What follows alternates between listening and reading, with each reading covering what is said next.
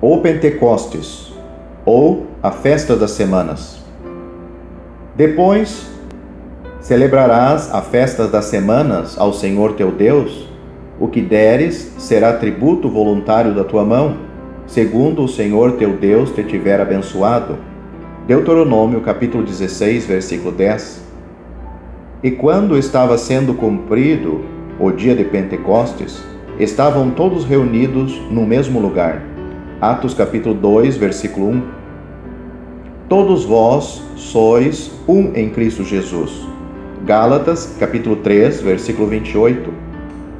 50 dias depois que o molho de movimento fora colhido e apresentado, o povo redimido reunia-se outra vez no lugar em que o Senhor havia posto o seu nome. Desta vez era para celebrar a festa das semanas, ou Pentecostes. O primeiro destes nomes vem do fato que a celebração desta festa ocorria 7 semanas, ou uma semana de semanas, depois da festa das primícias. O último nome, Pentecostes, descreve o mesmo período em dias. A palavra grega Pentecostes significa o 50º dia. A cerimônia da festa das semanas consistia numa nova oferta, agora de 2 pães de flor de farinha, fruto da sega recente que havia sido recolhida, assados com fermento e movidos pelo sacerdote, juntamente com a oferta de manjares e as ofertas pelo pecado. Há uma notável semelhança e uma ligação íntima entre esta festa e a das primícias.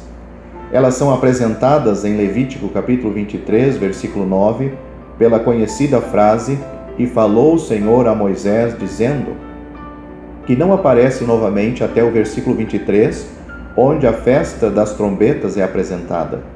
Assim, da mesma maneira em que a Páscoa e a festa dos pães asmos estão ligadas, a festa das primícias e Pentecostes também estão. Já vimos que a resposta para a Páscoa se encontra na morte de Cristo e que a festa das primícias teve seu cumprimento na sua ressurreição de entre os mortos. Temos agora que perguntar se já se deu o cumprimento de Pentecostes? E se já, que cumprimento foi esse? O antitipo desta festa se encontra na descida do Espírito Santo e na formação dos santos em um novo homem composto de judeus e gentios salvos.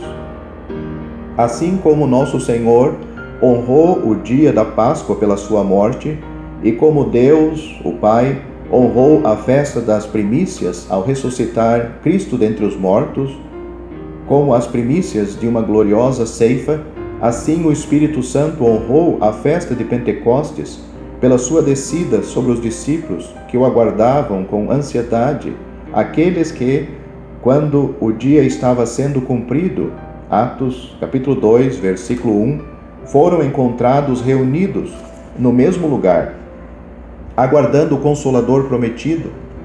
Sobre estas almas, em expectativa, desceu o Espírito Santo, ungindo-os em um corpo. 1 Coríntios capítulo 12, versículo 13, enchendo cada um deles e a casa em que estavam reunidos. Isto foi a inauguração de uma nova obra da graça de Deus entre os filhos dos homens, tal como nunca havia sido vista nas eras anteriores. E quais são as características especiais desta obra? Voltemos para o nosso tipo ou figura e, ao examinarmos nas suas várias partes à luz das Escrituras do Novo Testamento, descobriremos. A festa das primícias apontava para o Cristo ressurrecto, aceito em favor do seu povo nos céus. Os pães do Pentecostes são também chamados de primícias do Senhor. Levítico capítulo 23, versículo 17. Isto os identifica com o molho de movimento que era o precursor da seara. Esses pães eram feitos de farinha dos grãos provenientes da mesma ceifa e do mesmo campo do molho, mas em tudo o molho de movimento tinha a preeminência. Assim também é com Cristo e seu povo crente. Ele é as primícias. 1 Coríntios capítulo 15, versículo 20. E sobre os santos está escrito: segundo a sua vontade, ele nos gerou pela palavra da verdade, para que fôssemos como as primícias das suas criaturas. Tiago, capítulo 1, versículo 18. Ele é o primogênito. Eles são seus irmãos. Romanos, capítulo 8, versículo 29. Todos em um. Hebreus, capítulo 2, versículo 11.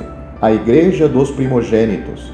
Hebreus, capítulo 12, versículo 23. Verdade gloriosa. Que ela possa ser recebida em nossos corações com toda a grandeza da sua bem-aventurança. E que poder ela traz consigo para a alma? Que horizontes ela abre para a visão espiritual? Um com Cristo, sendo vistos nele diante de Deus, aceitos, completos, plenos, não mais em Adão, o pecador caído, e sim no segundo homem, o último Adão, o Cristo ressurrecto e elevado ao céu. Esta é a posição de todo crente. Deus a concedeu a todo o seu povo. Quão poucos creem nisso e quão poucos desfrutamos disto. Mas mesmo assim, ainda está dado a nós por Deus para ser apreendido, recebido e desfrutado diariamente. E como? Pelo Espírito que foi dado a cada crente. Ele é uma testemunha da exaltação de Cristo. Hebreus capítulo 10, versículo 15 e Atos capítulo 2, versículos 33 e 34. As primícias do Espírito. Romanos capítulo 8, versículo 23. Dadas a todos os crentes. São o selo da sua união, unidade com Cristo. Efésios capítulo 1, versículo 13. Bem como o penhor e garantia da sua ressurreição e associação com Ele em glória e o poder para desfrutar desta grande verdade. Se o Cristo não estivesse glorificado à destra de Deus, o Espírito Santo não teria vindo para habitar nos crentes.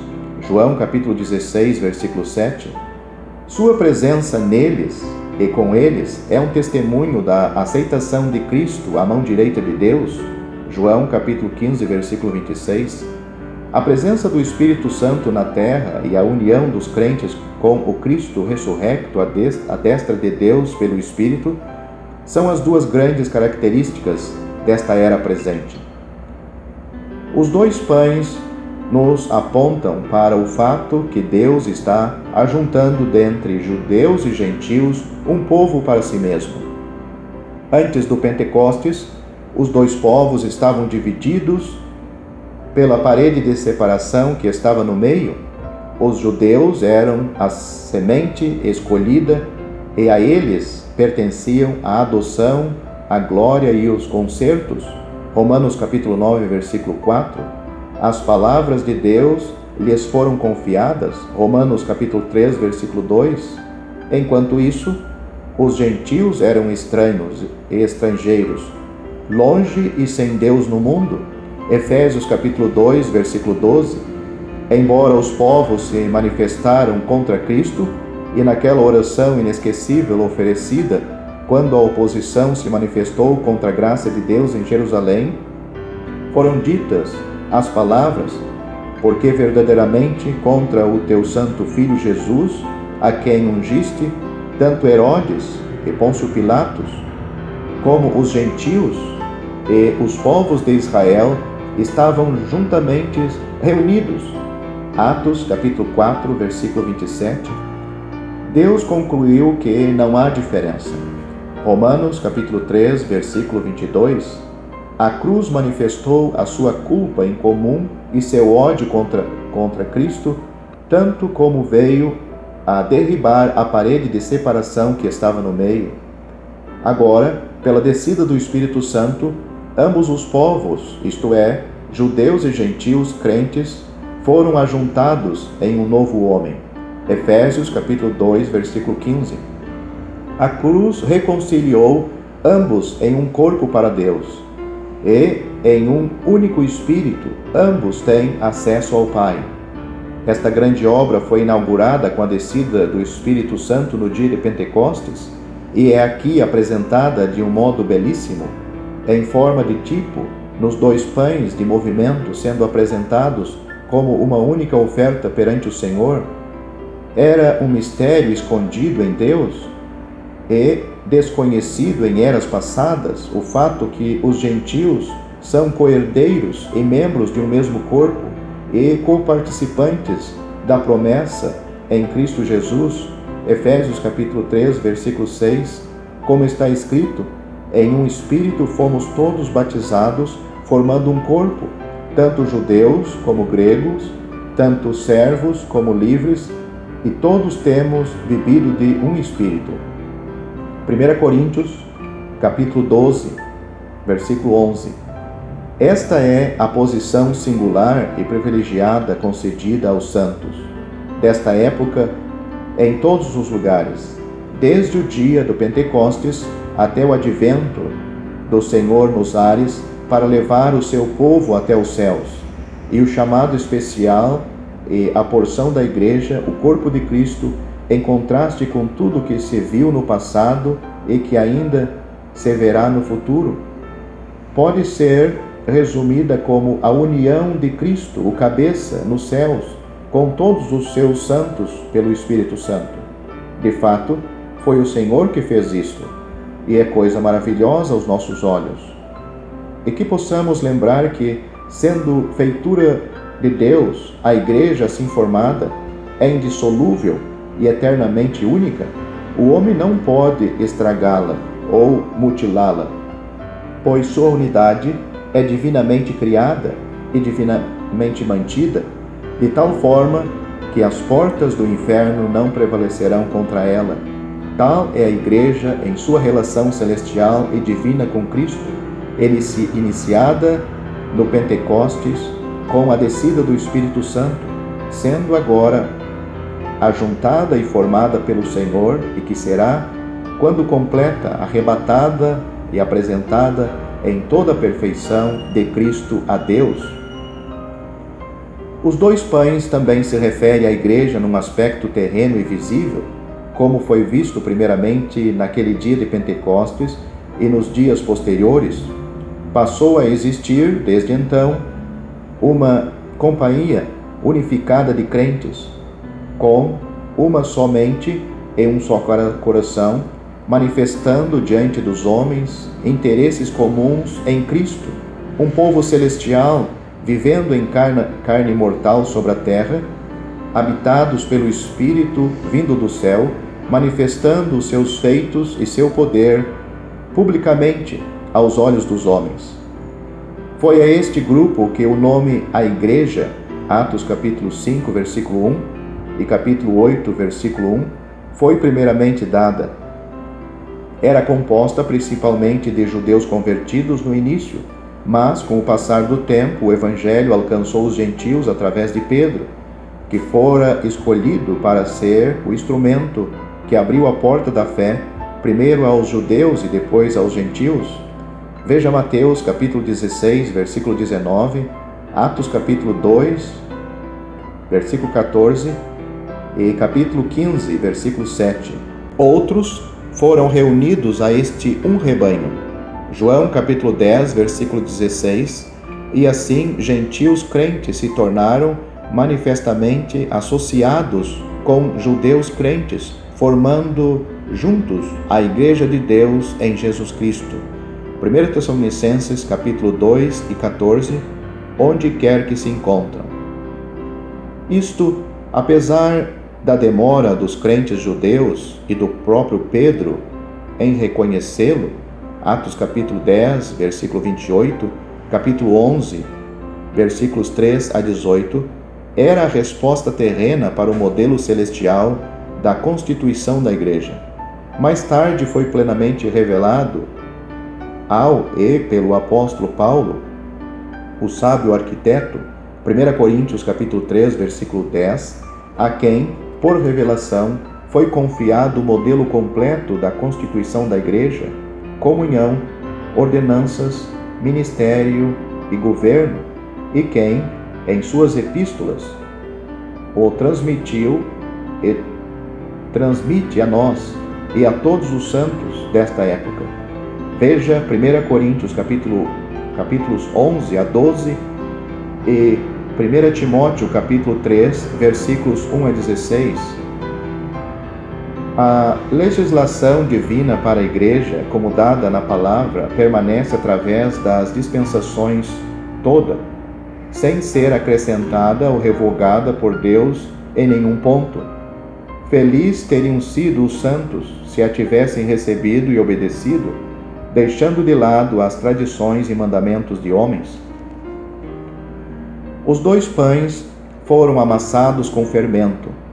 O fermento está em toda parte e é sempre um símbolo de corrupção. Não havia fermento na oferta de manjares. Levítico capítulo 2, versículo 11, porque aquela oferta é um tipo da humanidade perfeita e do caráter de Cristo, que era intrinsecamente santo em seu caráter e em seu andar. Não se dá o mesmo com o seu povo. Mesmo após a conversão e sendo habitado pelo Espírito, o crente não está pessoalmente livre da corrupção. A carne ainda está nele. A presença do Espírito não a impele nem a altera, embora, graças a Deus, seu poder não seja mais dominante. Ela é restringida, mas não erradicada, já que o crente não está sem pecado, não é como era Jesus Cristo, seu Senhor, apto para ser colocado sobre o altar, para aceitação divina em sacrifício expiatório e meritório. Assim lemos que sobre os 2 pães de movimento eram feitas ofertas pelo pecado e de cheiro suave para sua aceitação. Quer dizer, os 2 pães eram apresentados a Jeová com fermento dentro deles, mas sobre a sombra, isto é, cobertos com a preciosidade daquelas ofertas. E assim é que os crentes individualmente e a Igreja coletivamente são como uma nova oferta de manjares perante Deus, aceitos em todo o valor da pessoa incomparável de Cristo e da sua obra expiatória. Se algum cristão ou se alguma das igrejas de Deus na terra supõe que devoção pessoal e serviço ou que qualquer medida de obediência resulta em mérito diante de Deus, se pensam que doações e graças erradicam a corrupção interior, irão logo descobrir que tem sido o alvo do engano de Satanás. Mesmo na sua primitiva beleza e frescura, a Igreja tinha o fermento em seu seio, e muito cedo ele começou a se manifestar em suas variadas formas, tanto em doutrina quanto na prática. Apareceu na Igreja em Jerusalém, em Atos capítulo 5, versículo 1, capítulo 15 e versículo 1, nas igrejas da Galácia, Gálatas capítulo 5, versículo 9, e na Igreja de Deus em Corinto, 1 Coríntios capítulo 5, versículos 6 a 7. E nestes últimos dias, quando novos e inéditos desvios da fé estão se multiplicando continuamente, quando doutrinas de demônios surgem de todos os lados, e quando homens maus e sedutores se engrandecem mais e mais, a manifestação do fermento em suas várias formas não deve alarmar.